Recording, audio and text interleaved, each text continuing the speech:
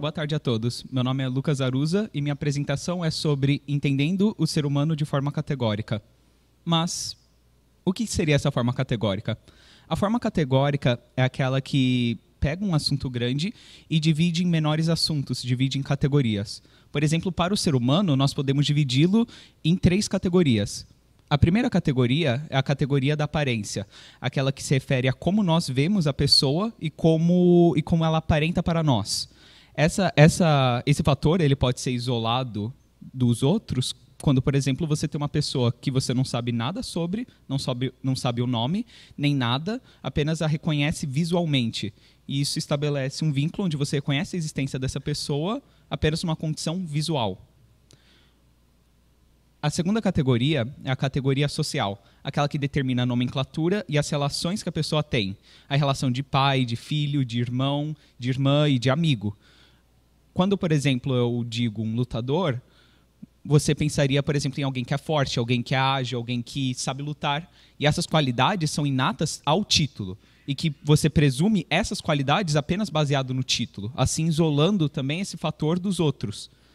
O terceiro é o comportamental. O comportamental é aquele que trata de como a pessoa reage e interage com o mundo. Como que ela dança, como que ela pinta, como que ela se expressa. Essa é um dos mais difíceis de isolar. No entanto, existe um bom exemplo que é do artista Banksy. Banksy é um artista de rua que ninguém sabe seu nome, nem sua aparência. No entanto, a arte dele é tão famosa e tão única que quando as pessoas veem, reconhecem que foi ele que fez, mesmo sem saber quem é ele. Retomando agora a condição visual, existe um fator importante a ser comentado, que é o da mudança.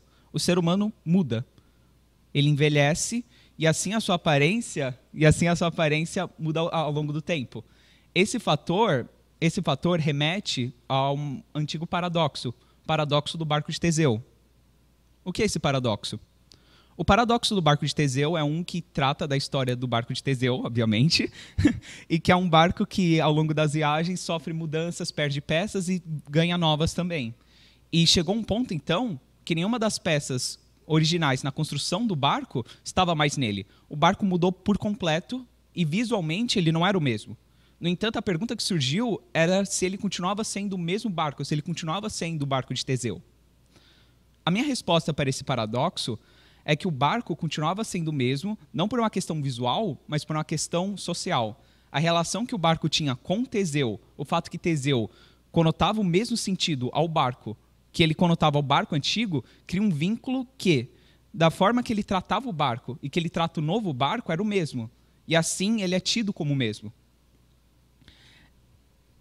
Essa condição, retomando ao aspecto do envelhecimento, pode ser tomada em como o bebê, quando ele envelhece, mesmo que ele mude de aparência, ele ainda é tratado da mesma forma e assim é tido da mesma forma.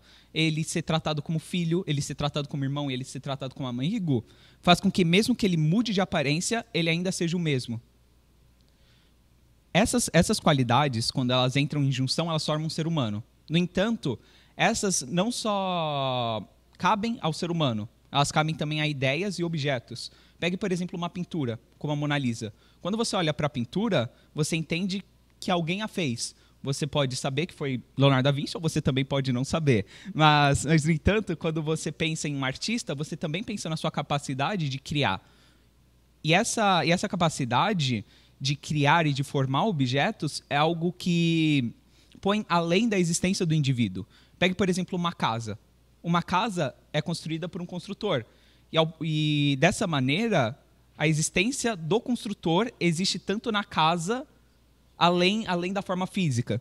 Então, por exemplo, a capacidade do construtor de criar e a construção que ele fez prolonga a existência dele além da sua própria existência física, assim por dizer. E essa condição de transição entre ideia e humanidade também explica a forma que nós contamos histórias. Pegue, por exemplo, a história do Pinóquio. Pinóquio não foi uma história que aconteceu, não é factual, é uma história fantasiosa infantil. No entanto, nós sentimos emoções verdadeiras. Nós sentimos tristezas e felicidades quando nós ouvimos a história, mesmo sendo que ela não aconteceu. E ela não se trata de uma pessoa que realmente existiu. No entanto, essa capacidade da ideia se tornar humano e do humano se tornar ideia é o que nos torna único. Muito obrigado por assistir.